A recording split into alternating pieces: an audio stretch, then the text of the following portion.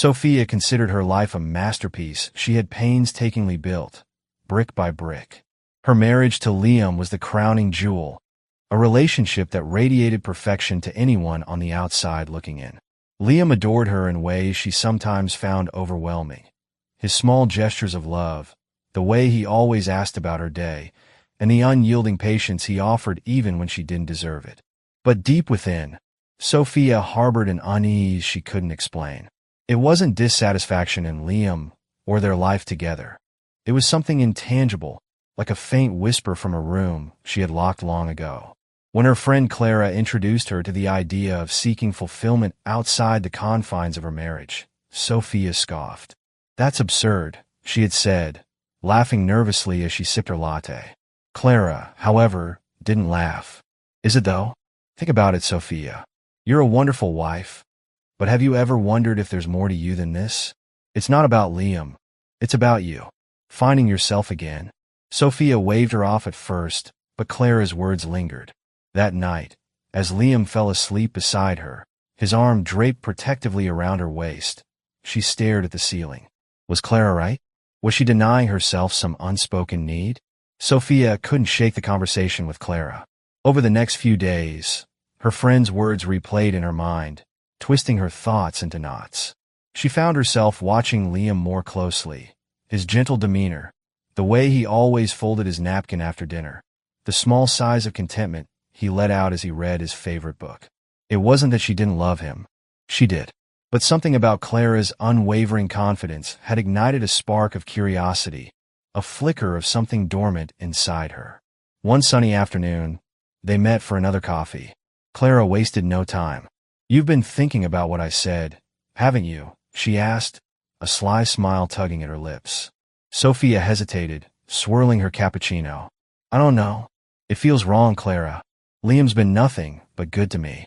I can't just—" "Stop," Clara interrupted, leaning in closer. "This isn't about him. It's about you. Do you really think Liam would want you to go through life with regrets? Love isn't about control. It's about trust. He'll understand. He loves you." The words hit Sophia like a tidal wave, drowning her resistance. She didn't respond immediately, but instead allowed the idea to simmer. Clara leaned back, sipping her coffee with the air of someone who had already won the argument. Sophia mulled over Clara's advice, her thoughts a whirlwind of doubt and curiosity. One evening, as Liam was out running errands, she found herself pacing the living room. The walls of their home, once a source of comfort, now felt suffocating. She stared at the wedding photos on the mantelpiece, their smiles frozen in time, and wondered if Liam would still love her if he knew what she was considering. When Liam returned, Sophia had already resolved to test the waters. She greeted him with her usual warmth, yet her heart raced with the weight of her decision. As they sat down for dinner, she broached the topic cautiously. "Liam," she began, her voice steady but her palms clammy, "do you think people ever need to take time for themselves? To figure things out?" Liam looked up from his plate, his brow furrowing slightly. "What do you mean?" "I don't know," Sophia said, feigning nonchalance. "Just hypothetically, if someone needed space to rediscover themselves, do you think their partner should support them?" Liam chuckled softly. "Well, I guess it depends on the situation. But in a marriage, you work through things together, don't you?" His answer sent a pang of guilt through her chest. She forced a smile, nodding along, but inside, the storm raged on. A week later, Sophia couldn't hold back any longer. Clara's voice echoed in her mind as she rehearsed her words in the mirror. That evening, after dinner, she asked Liam to sit with her in the living room. Her heart pounded as she poured 2 glasses of wine, her hands trembling ever so slightly. "Liam," she started, her voice low but steady, "I need to talk to you about something. Something important." Liam set his glass down, concern flashing in his eyes. "Of course. What is it?" She took a deep breath, summoning every ounce of courage she had. "I've been doing a lot of thinking lately. About us. About me. And I've realized there's something I need to do. For myself." Liam tilted his head, his confusion evident. "What are you saying, Sophia?" She hesitated, the words catching in her throat. But then she thought of Clara, of her own restless heart, and she pressed on. "I need to take some time to explore things, to make sure I'm not leaving parts of myself undiscovered. For a moment, Liam was silent, his expression unreadable. Then he leaned back, his arms crossed. You mean you want space? Sophia nodded, her heart pounding in her chest. Yes, just for a while. I need to figure out who I am outside of this marriage. I love you, Liam. That hasn't changed. But I need this for me. Liam's silence stretched on for what felt like an eternity. When he finally spoke, his voice was calm, but tinged with pain. And what does this space mean exactly? Sophia hesitated, knowing this was the moment of truth. It means I might see other people, just temporarily, to make sure I'm not missing anything in my life. I promise, Liam, it won't change how I feel about you. The words hung in the air like a lead weight. Liam's face remained stoic, but his knuckles whitened as he gripped the edge of the couch. You're asking me to just accept this? To sit back while you figure things out? Sophia nodded, tears welling in her eyes. I know it's a lot to ask, but I need you to trust me. This isn't about replacing you. It's about finding myself. The room was thick with tension. Liam's eyes bore into Sophia, searching for something, an explanation, a justification, a crack in her resolve. But she held his gaze, her heart hammering in her chest. Finally, he exhaled deeply and stood, pacing the length of the living room. Let me get this straight, he said, his voice measured but tight. You want to find yourself by seeing other people, and I'm just supposed to be okay with that? Sophia stood as well, wringing her hands. It's not about replacing you, Liam. It's about exploring parts of me I've ignored for so long. I need this for my own peace of mind. Liam stopped and turned to face her, his jaw clenched. And what about my peace of mind, Sophia? Do I get a say in this? Or is my role to quietly step aside while you figure things out? His words stung, and Sophia felt tears prick the corners of her eyes. I'm not trying to hurt you, she said softly. I feel like I'm suffocating, Liam. I need to know who I am outside of us. Liam didn't respond right away. He stared at her, his expression a mixture of hurt and disbelief. Finally, he nodded, though it was more to himself than to her. If this is what you need, Sophia, I won't stop you. But don't expect me to sit here and wait like nothing's happened. Sophia's stomach dropped. What do you mean? I mean, he said, his voice hardening, you don't get to make this decision and expect everything to stay the same. If you're going to do this, then I'll need to rethink what I want to. She opened her mouth to protest, but he held up a hand. No, Sophia, you've made your choice. Now I have to figure out mine. The following day, Sophia met Clara at their usual cafe. Her friend was already seated, scrolling through her phone with a latte in hand. As Sophia approached, Clara looked up and smiled brightly. How did it go? Clara asked, her tone light, as though they were discussing a routine matter. Sophia sighed and slumped into the chair opposite her. He didn't take it well. I knew he wouldn't. But he didn't yell or get angry.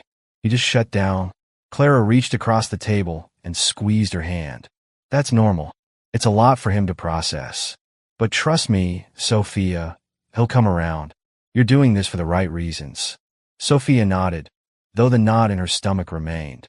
She couldn't shake the image of Liam's face, the way his eyes darkened as he told her he needed to rethink things.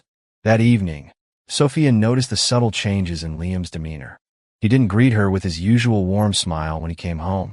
He ate dinner in silence, nodding along to her attempts at small talk, but offering little in return. Afterward, he retreated to the spare room, carrying a pillow and blanket. I think it's best if I sleep here for now, he said simply. Sophia felt her throat tighten, but she nodded. If that's what you need. As she lay in their bed alone, the emptiness beside her felt like a chasm. She had asked for this, she reminded herself.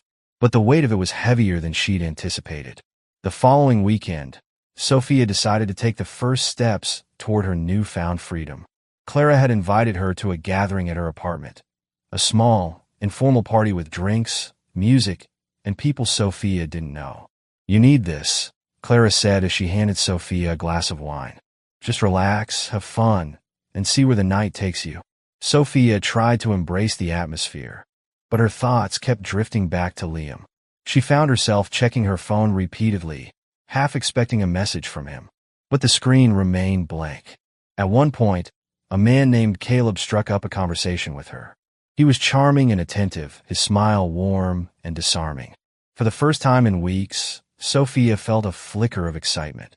When Sophia returned home that night, the house was dark and quiet. Liam's door was closed, and she didn't dare knock.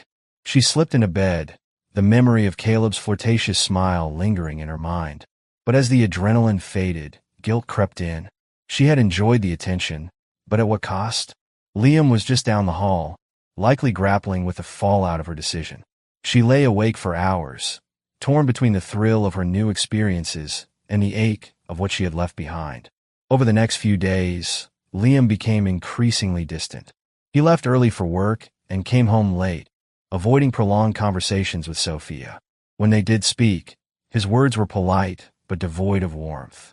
Sophia tried to engage him, but it felt like talking to a stranger. The man who had once been her anchor now seemed adrift, and she couldn't help but feel responsible. Liam's pulling away. Sophia confided to Clara during one of their coffee dates. "I didn't think it would be this hard." Clara frowned. "You have to stay strong, Sophia. He's hurt right now, but he'll come around. Don't let his reaction deter you from what you need to do." Sophia nodded, though doubt gnawed at her. Was this really worth the pain it was causing? Sophia and Liam fell into a strange rhythm, one marked by avoidance and surface-level conversations. The shared laughter and intimate moments that once defined their marriage were now replaced by an awkward silence that filled the spaces between them. Sophia busied herself with activities she thought would distract her from the growing rift. She spent more time with Clara and even joined a local book club. But no matter how she tried to occupy her mind, she couldn't escape the lingering emptiness that Liam's distance created. One evening, as she prepared dinner, Liam walked into the kitchen and grabbed a bottle of water without saying a word. The weight of his silence crushed her. "Liam," she said, her voice trembling, "can we talk?" He paused for a moment, his hand on the refrigerator door. "What's there to talk about, Sophia? You've made your decision. I'm just trying to live with it." His words cut deeper than she expected. "I didn't mean to hurt you," she whispered, but he was already walking away, his retreat a silent reminder of the gap that had formed between them. Sophia couldn't ignore the pull to explore the freedom she had claimed for herself. Clara had organized another social event, this time at a downtown lounge. Sophia dressed carefully that evening, choosing a black dress that hugged her figure just right. As she stared at her reflection, she couldn't help but wonder if Liam would even notice her absence tonight. At the lounge, Sophia met Aaron, a charming man with a quick wit and a captivating smile. Their conversation flowed effortlessly, and for a moment, she felt like the vibrant, confident version of herself she hadn't seen in years. Aaron leaned in, his voice low. "You're different from anyone I've met here tonight. I'd love to see you again." Sophia hesitated, but the thrill of the moment was intoxicating. She gave him her number, a decision that felt equal parts liberating and terrifying. When Sophia returned home, the house was quiet, as it had been for weeks. Liam was in the spare room, the soft glow of a bedside lamp visible under the door. She crept into their bedroom, her mind racing. Her phone buzzed just as she slid under the covers. It was a message from Aaron. "Tonight was amazing. Let's meet again soon." Sophia stared at the screen, her heart pounding. She quickly turned the phone face down, guilt washing over her. For the first time, she had something to hide from Liam, and the weight of it was almost unbearable. The next morning, Sophia awoke to find Liam sitting at the kitchen table, sipping coffee and scrolling through his phone.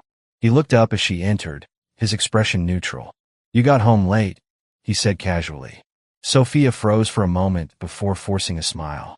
"Yeah, Clara's party ran long. Sorry if I woke you." Liam shrugged. "You didn't."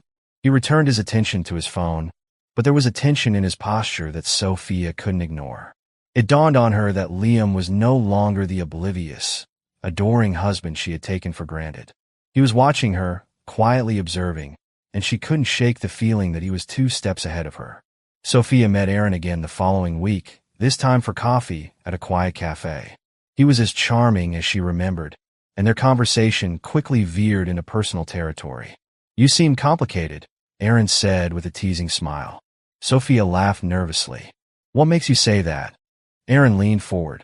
"You have this look in your eyes, like you're carrying the weight of the world but trying to pretend it's not there. His words struck a chord, and Sophia found herself opening up more than she intended. She talked about feeling trapped, about the expectations she had placed on herself, and about the need to break free. Aaron listened intently, his gaze never wavering. You deserve to be happy, Sophia. Don't let anyone hold you back.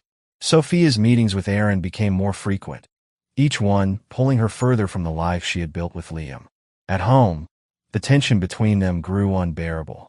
Liam's presence felt like a shadow, a constant reminder of the promises she was breaking. One evening, as they sat in the living room in silence, Liam finally spoke. Are you happy, Sophia? The question caught her off guard. What do you mean? I mean, he said, his voice steady, is this what you wanted? Because from where I'm sitting, you don't seem happy. And neither am I. Sophia had no response. She stared at her hands, the weight of his words pressing down on her. The weeks that followed were a blur of conflicting emotions. Sophia continued to see Aaron, drawn to the excitement he offered, but she couldn't shake the feeling of something unraveling at home. One night, as she returned from a dinner date with Aaron, she found Liam waiting for her in the living room. He was calm, almost eerily so. We need to talk, he said, gesturing for her to sit. Sophia's heart raced as she sat down. Liam's eyes were piercing, and for the first time, she felt truly exposed. I've been patient, he began. I've given you the space you asked for. But I can't do this anymore, Sophia. This whatever it is you're doing, it's destroying us. Liam's words hung heavy in the air. Sophia searched his face for a glimmer of the man who had once promised to love her unconditionally. But all she saw was a man pushed to his limits. What are you saying? She asked, her voice barely above a whisper. I'm saying, Liam replied, that you need to decide what you want, Sophia. Because I can't keep living like this. Either you commit to this marriage, or we end it. The finality of his words sent a chill down her spine. For the first time, she realized the true cost of her choices. Sophia sat frozen, Liam's ultimatum echoing in her mind. The clarity in his voice shook her. He wasn't making a threat. He was delivering a truth she could no longer ignore. She opened her mouth to respond, but no words came. Take your time, Liam said quietly, his calm demeanor unshaken. But don't take forever.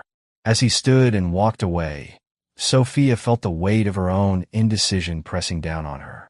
She had demanded freedom, but now she wondered if it had come at too great a cost. The next morning, Sophia confided in Clara over coffee.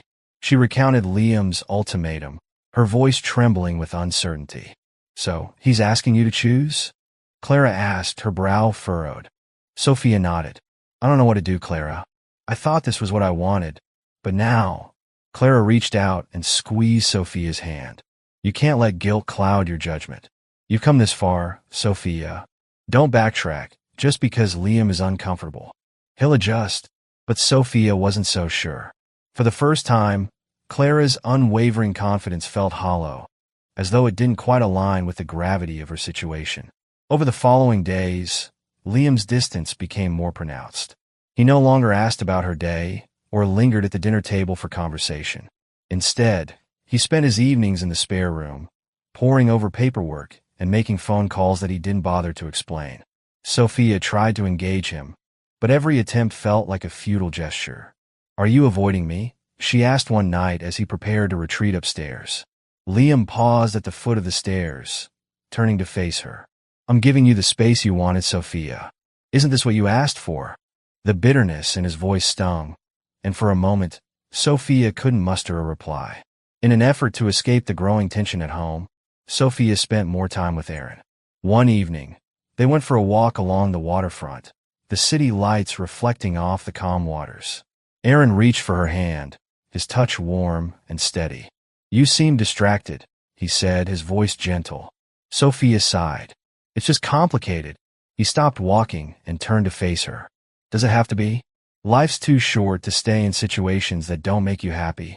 His words were meant to comfort her, but they only deepened her inner conflict. Happiness felt like a fleeting concept, something just out of reach no matter which path she chose. One evening, Sophia returned home to find Liam sitting at the kitchen table, a stack of documents in front of him. He looked up as she entered, his expression unreadable. "Can we talk?" he asked, gesturing to the chair across from him. Sophia sat down, her stomach twisting in knots. "What's going on?" Liam slid a folder toward her. "I've been thinking a lot about us, about everything that's happened, and I've made a decision." She opened the folder with trembling hands, her eyes scanning the contents. "Divorce papers." Her breath caught in her throat. "You're serious?" Liam nodded, his gaze steady. "I've spent weeks trying to understand, trying to be patient. But I deserve better than this, Sophia. I deserve someone who wants the same things I do." The days that followed were a blur of legal consultations and heated discussions. Sophia's once orderly life unraveled with shocking speed. Friends and colleagues began to notice the cracks in her facade, and whispers of her infidelity spread like wildfire. Clara remained her only constant, though even her reassurances began to feel strained. "You're stronger than this," Clara said one evening as Sophia sobbed into her hands. "Don't let him break you." But Sophia couldn't escape the feeling that she had already broken herself. The day of their divorce hearing arrived with an unsettling calm. Liam was composed, his demeanor cool, but respectful. Sophia, on the other hand, felt like a shadow of herself. As the judge finalized their separation, Sophia glanced at Liam, hoping for some sign of forgiveness or lingering affection. But his expression remained neutral, a quiet confirmation that their chapter had truly ended. When it was over, Liam stood and extended a hand. "Goodbye, Sophia." She took his hand, her voice barely audible. "Goodbye, Liam." In the weeks that followed, Sophia struggled to adjust to her new reality. The house, once filled with Liam's presence, now felt hollow. Aaron had disappeared from her life after realizing the depth of her turmoil, leaving her to face the consequences alone. She threw herself into work, hoping to distract herself from the emptiness that had taken root. But no amount of busy work could fill the void. Months later, as Sophia walked along the same waterfront where she had once strolled with Aaron, she reflected on everything that had transpired. She had gained the freedom she thought she wanted, but it had come at a cost she hadn't anticipated. Looking out at the water, she realized that her search for self-discovery had blinded her to what truly mattered. Liam's love had been a foundation, not a prison, and she had torn it down in pursuit of a fleeting idea. Though she couldn't change the past, Sophia vowed to live with the lessons she had learned. Some choices, she realized, came with consequences that could never be undone. Let's begin. The weight of loss is an unpredictable thing. It sneaks up on you in moments that should have been simple, moments that don't ask for gravity, but become suffocating all the same. As I stood before the small, white casket, my fingers trembled against the edges of the podium where I was meant to speak. Behind me, the church hummed with the low murmur of people offering condolences to one another, but I could hear their questions beneath the noise. Noah's blanket, the one he clutched through every long hospital night, lay folded neatly atop him inside the casket. I had made sure of it. It wasn't just a blanket.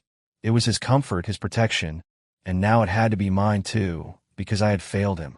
I had failed to give him the safety he deserved. "You can do this," my mother had whispered as she placed her hand on my arm earlier. But even her presence couldn't stem the weight of what was happening. As I gazed out at the sea of faces in the church, I noticed every familiar outline from our small town. There was the butcher who had sold us chicken wings when Noah first learned to cook with me.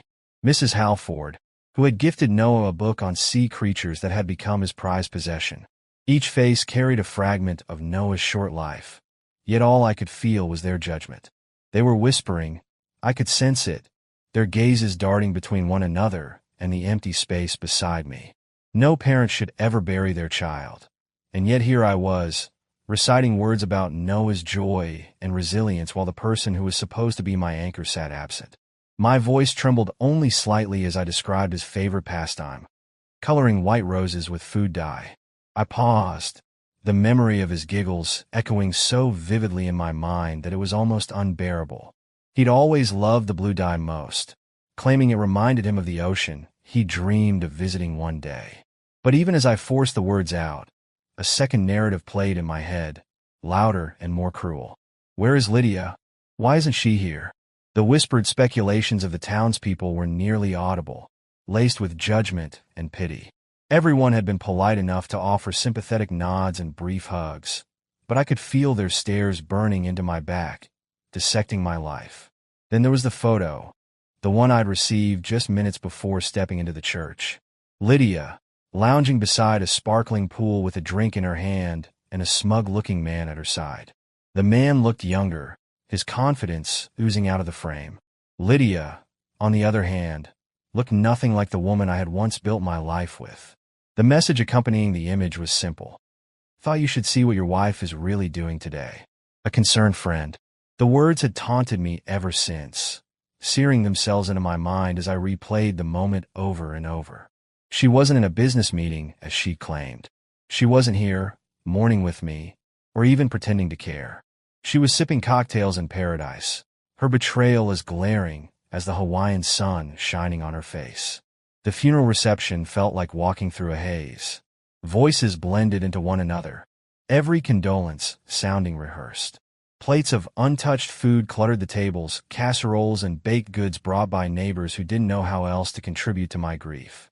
I moved like a ghost through the room, nodding stiffly as people whispered, "He's holding up so well," or, "Poor Mark, this must be so hard without Lydia." Their pity was suffocating, pressing against my chest like a vice. In the corner of the room, Margaret and Henry, Lydia's parents, stood as though they were the hosts of this grim gathering. Their sharp gazes flicked toward me every so often, their faces unreadable.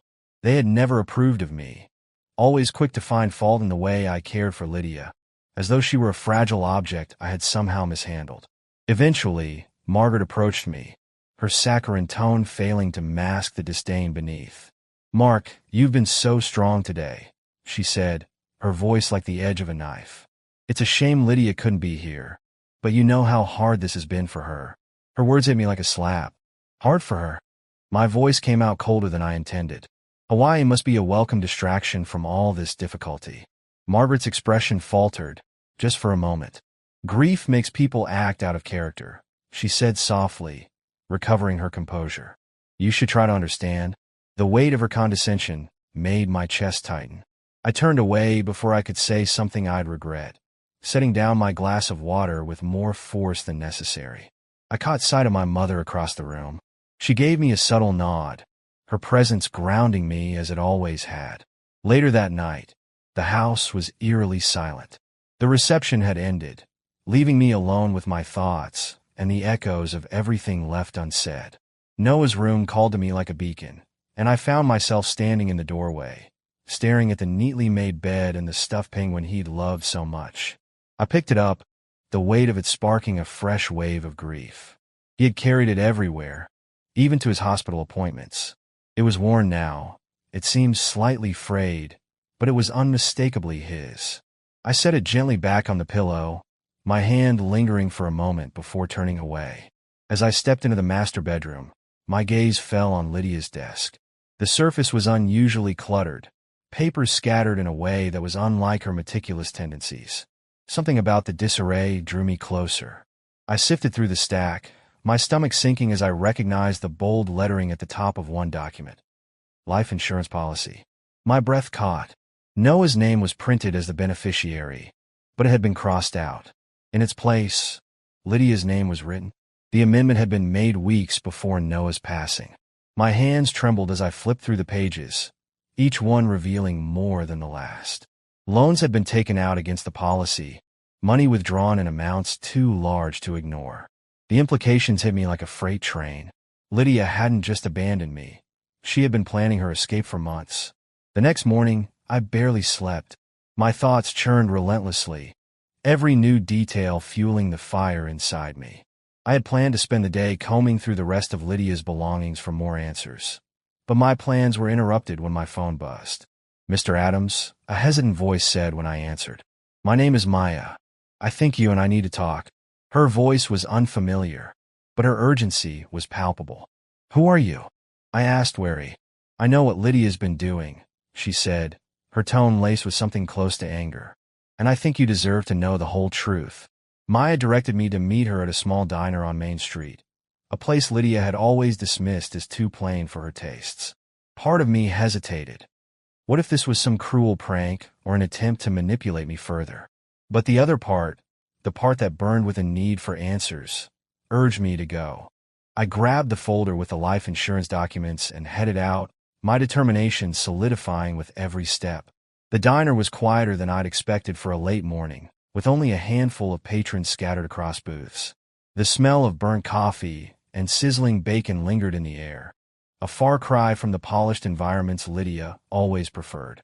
For a moment, I hesitated at the door, questioning the wisdom of meeting a stranger with nothing but her word to go on.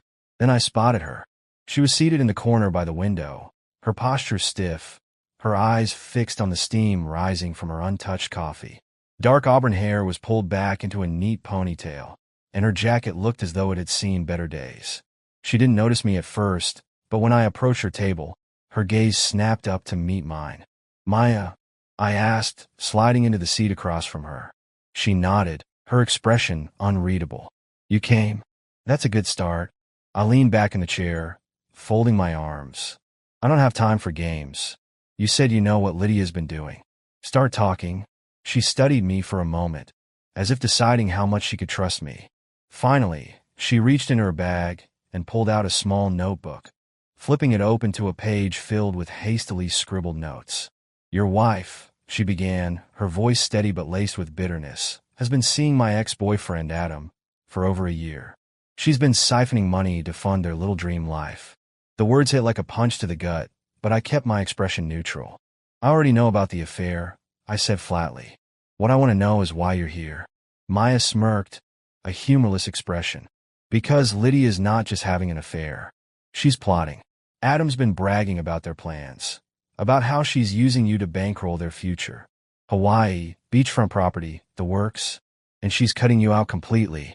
I felt the weight of her words settle over me, the pieces of Lydia's betrayal slotting together into a picture far worse than I'd imagined. Maya slid her phone across the table. "Read this," she said simply. I hesitated, but the anger bubbling inside me overpowered the discomfort. I picked up the phone and scrolled through the messages displayed on the screen. They were text exchanges between Lydia and Adam, each one more damning than the last. "Lydia, the payout came through. It's more than enough. We'll be out of here by the end of the month." "Adam, Maui's waiting, babe. Just don't let him suspect anything." "Lydia, he's too broken to see straight. It's already done." The words blurred as my grip on the phone tightened. I set it down with deliberate care, my voice cold as ice. "Why are you showing me this?" "Because Adam's a fool," Maya replied, her voice low and sharp. "He thinks Lydia's in love with him, but I've seen this game before. The moment he's no longer useful to her, she'll drop him. Just like she's dropping you. I'm not going to sit back and let her win." Her bitterness was palpable, but so was her conviction. For the first time, I allowed myself to believe she might actually be telling the truth. "What do you want from me?" I asked, my voice harsher than I intended. Maya leaned forward, her green eyes narrowing. "I want to bring them down. Together." I studied her, searching for any sign of deception. She didn't flinch under my gaze, her expression unwavering. Still, trust didn't come easily. Not after everything I'd learned about Lydia. "And why should I trust you?" I asked. "You shouldn't," she admitted. "But you don't have to trust me to use what I'm giving you. I have evidence, bank transfers, flight itineraries, you name it. If you want to stop her, you'll need it." She reached in her bag again, this time pulling out a thick envelope. "Everything you need is in here," she said, sliding it across the table. "Names, dates, accounts, it's all connected. You just have to decide if you're ready to use it." I stared at the envelope, the weight of it mirroring the heaviness in my chest. "If I do this," I said finally, my voice like steel, "it's not just for revenge. It's for Noah. For everything she's taken from him." Maya's expression softened slightly, though her resolve didn't waver. Then we're on the same page. Back at home, I sat in the dim light of the study, the envelope resting on the desk before me. I hesitated for a long moment before finally opening it, spreading its contents across the surface. The sheer amount of information was overwhelming. Copies of bank statements showing large withdrawals, emails discussing real estate purchases, and photos of Lydia and Adam together. But the most damning piece was a document detailing the life insurance payout. Lydia had been funneling the money into a joint account with Adam, preparing to leave me with nothing. My hands trembled as I pieced it all together. This wasn't just betrayal. It was calculated theft. I picked up my phone, scrolling through my contacts until I found the number I needed. "Marcus," I said when he answered. "I need your help. And I need it now." Marcus was an old friend turned lawyer, someone I trusted implicitly. When I explained the situation to him, he didn't hesitate. "This is bad, Mark," he said bluntly. "But it's not unbeatable.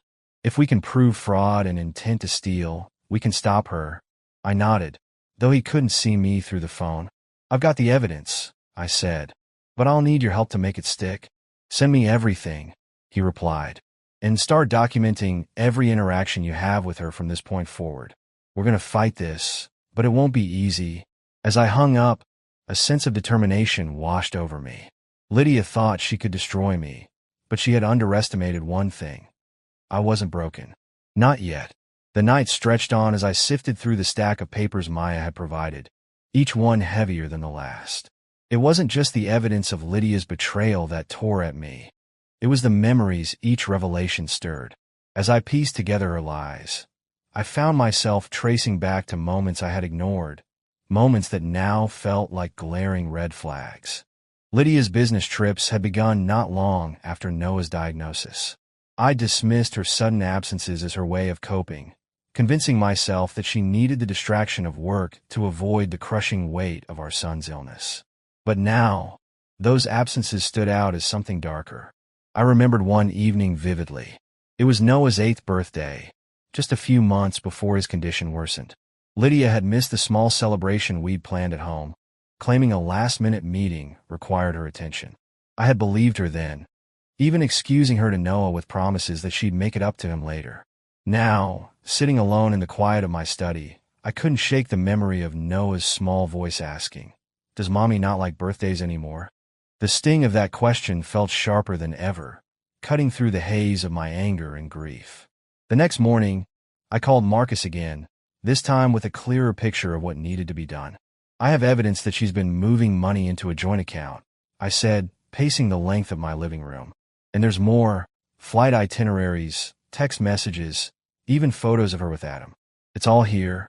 Marcus was silent for a moment before responding. "That's a solid start, but we'll need more if we're going to take this to court. Can you get any witnesses?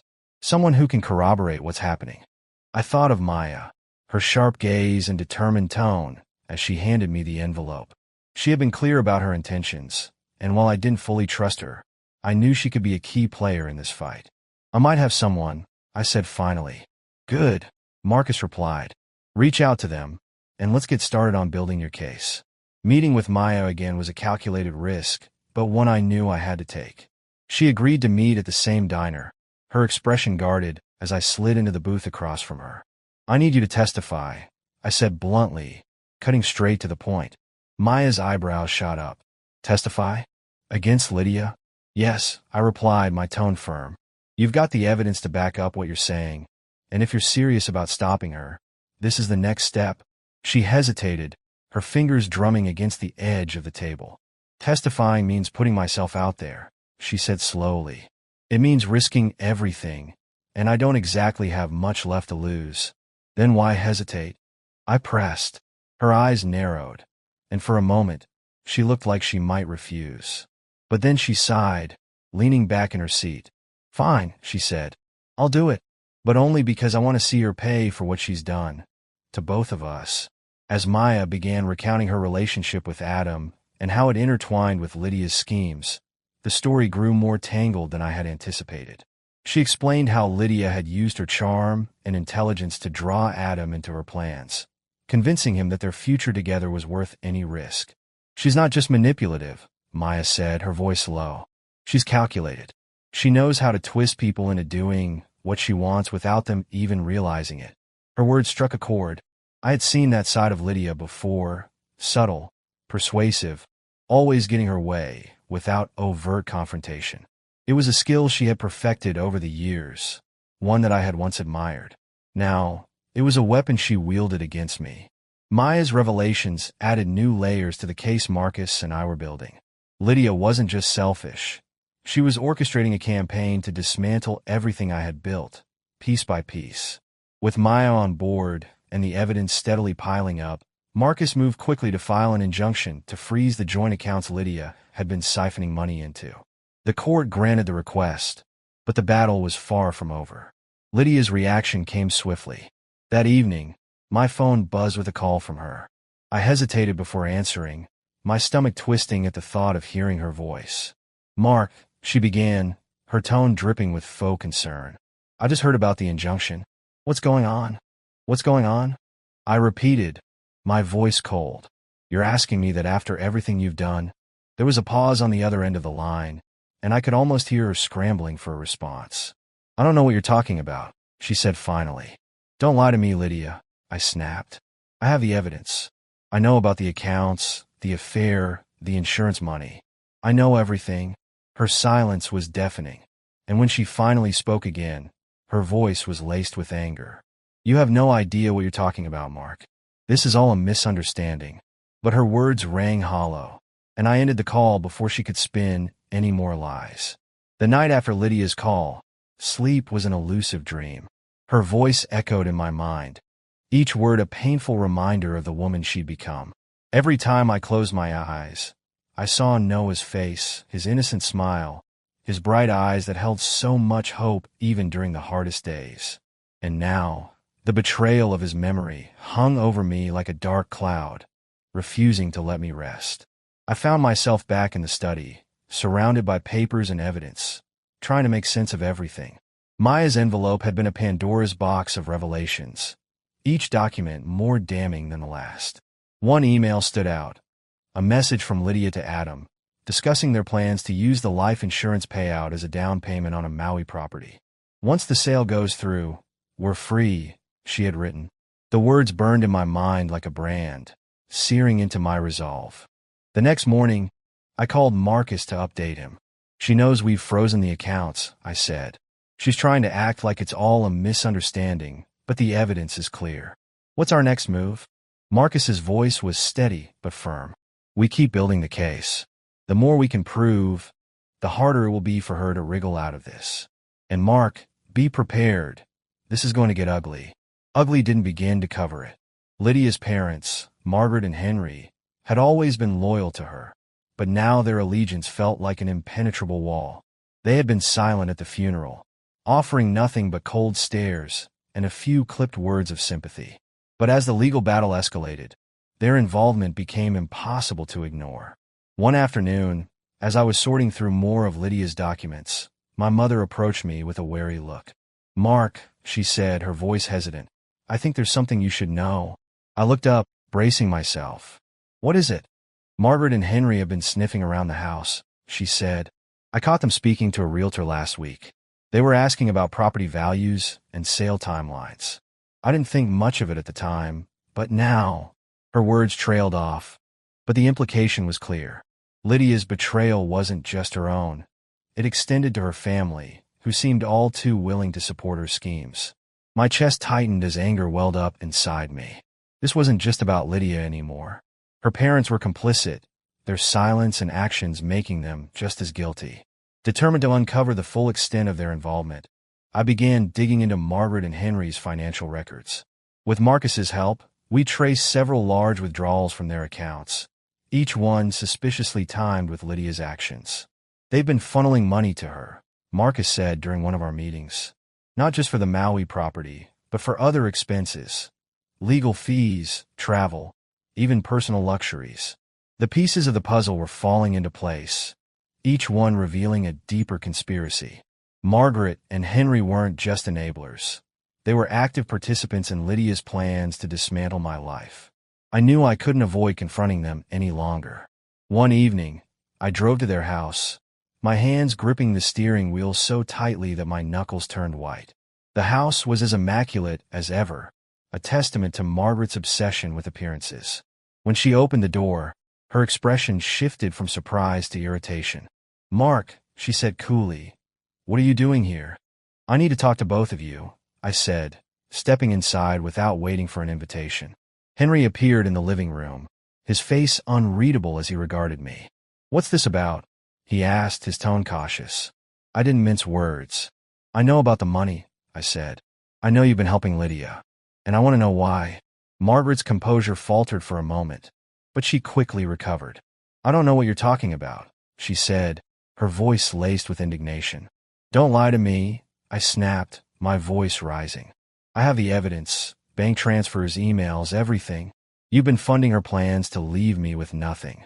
Do you have any idea what you've done? Henry shifted uncomfortably, his gaze darting to Margaret. This isn't what you think, Mark, he said weakly. Then what is it? I demanded. Because from where I'm standing, it looks like you've been conspiring with Lydia to destroy everything I have left. The room fell silent, the weight of my accusation hanging in the air. Margaret's mask of control cracked, her voice rising in frustration. You don't understand, Mark. We were only trying to help Lydia. She's been through so much, losing Noah, dealing with your instability. Instability? I repeated, my voice cold. You think grief is instability? You think burying my son gives you the right to steal from me? Henry tried to intervene, his tone placating. Mark, we're all grieving. This isn't easy for any of us. Don't, I said sharply, cutting him off. Don't you dare use Noah's death as an excuse for this. You've been enabling her, supporting her lies, and now you're trying to justify it. Margaret's face flushed with anger, but she said nothing. The silence spoke volumes, confirming everything I already knew. The tension in the room was suffocating, the silence stretching until it felt unbearable. Margaret's lips pressed into a thin line, and Henry's gaze fell to the floor, as though the answers I sought could be found in the pattern of the rug. For a brief moment, I thought Margaret might lash out, her composure slipping as her carefully crafted facade began to crumble. You don't see the full picture, she finally said, her voice trembling but still defiant. Lydia, she was desperate. She didn't want to hurt you. Didn't want to hurt me? I echoed, my voice rising with each word. She lied to me, stole from me, and abandoned our son in his darkest moments. Explain to me how any of that isn't hurtful. Margaret's resolve faltered, her shoulders slumping, as though the weight of her own lies had finally become too heavy to bear. We thought we were helping her, she said, her voice barely audible. She said you were falling apart, that you couldn't be reasoned with. My chest tightened as I absorbed her words. Lydia had spun her web of deceit so thoroughly that even her parents believed her twisted version of events. Or perhaps they had known the truth all along and simply chosen to ignore it. You've done enough damage, I said, my tone laced with finality. Stay out of this from now on. If you don't, I'll make sure you're dragged down with her when this all comes to light. Margaret opened her mouth to protest, but I was already turning toward the door. Henry called after me, his voice tinged with desperation, but I didn't look back. The drive home felt longer than usual, each mile marked by a new wave of anger and betrayal. My mind raced, replaying the confrontation with Margaret and Henry. Their excuses, their justifications, it was all hollow. They hadn't been trying to help Lydia. They had been complicit in her schemes, enabling her every step of the way. By the time I pulled into the driveway, my resolve had hardened. This wasn't just about exposing Lydia anymore. It was about ensuring everyone who had played a part in this betrayal faced the consequences. Inside, I found my mother waiting in the living room, her expression worried. How did it go? She asked, setting down the book she had been pretending to read. They admitted to helping her, I said bluntly, collapsing onto the couch. Or at least Margaret did. She tried to justify it, of course, but the truth is clear. My mother's face tightened, her hands folding in her lap. I knew they were meddling, she said softly, but I didn't think it was this bad. It's worse than I imagined, I admitted. And now I have to make sure they don't get away with it. The following days were a blur of meetings with Marcus, poring over documents, and coordinating with Maya. The case against Lydia and her parents was growing stronger by the hour, each new piece of evidence adding weight to the legal storm brewing on the horizon. Maya proved to be an invaluable ally, her determination matching my own. She provided more text messages and bank statements, each one painting a clearer picture of Lydia's betrayal. But what struck me most was her insight into Lydia's psychology. She thrives on control, Maya said during one of our meetings. She manipulates people to feel powerful, to feel like she's in charge of her own destiny. And when things don't go her way, she cuts her losses and moves on without a second thought. Her words hit uncomfortably close to home, forcing me to confront the reality of who Lydia had become, or perhaps who she had been all along. One evening, as I reviewed the latest batch of evidence Marcus had sent, my phone buzzed with an incoming call. The number was unfamiliar, but something told me to answer. "Mark Adams?" the voice on the other end asked. "Yes," I said cautiously. "My name is Laura," the woman said. "I'm a former colleague of Lydia's. I think I have information that might help you." The call took me by surprise, but I quickly recovered. "What kind of information?" "Lydia didn't just betray you," Laura said. "She's been hiding things from everyone, including the people she worked with. I'm willing to share what I know, but I don't want my name involved. Can we meet?" I hesitated for only a moment before agreeing. The more I uncovered, the more it became clear that Lydia's web of deceit stretched far beyond our marriage. Meeting Laura was like uncovering the final piece of a puzzle I didn't know I was solving. She was hesitant at first, glancing around the cafe nervously before settling into her chair. "I worked with Lydia for 3 years," she began, her voice low. "She was ambitious, smart, but also ruthless. She didn't care who she stepped on as long as she got what she wanted." Laura's account painted a picture of a woman I barely recognized, a version of Lydia who had been hiding in plain sight. She detailed incidents at work where Lydia had manipulated colleagues, falsified reports, and even sabotaged competitors to climb the corporate ladder. But what caught my attention most was Laura's mention of a private account Lydia had used to funnel company funds for personal expenses. "It was subtle," Laura explained, "small amounts here and there. But over time, it added up. I think she was preparing for something big." The implications were staggering. Lydia hadn't just betrayed me. She had built a life of lies on a foundation of deception. Laura's revelations were a game changer. Armed with her insights, I met with Marcus the next day to discuss the implications. As I laid out what I'd learned, his expression shifted from focused to deeply concerned.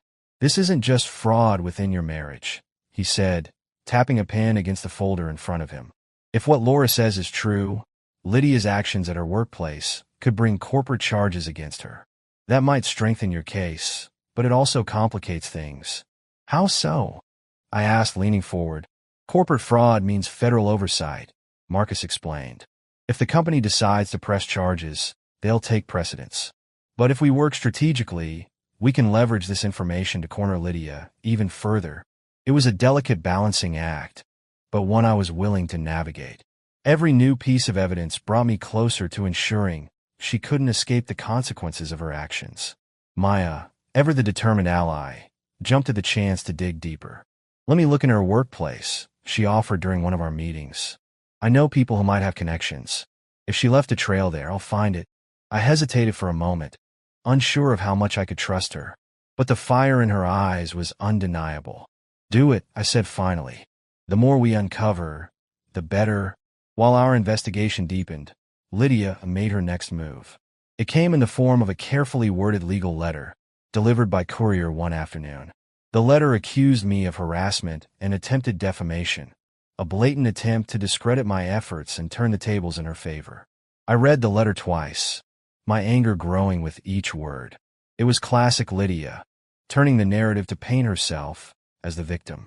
I called Marcus immediately, forwarding him a copy of the letter.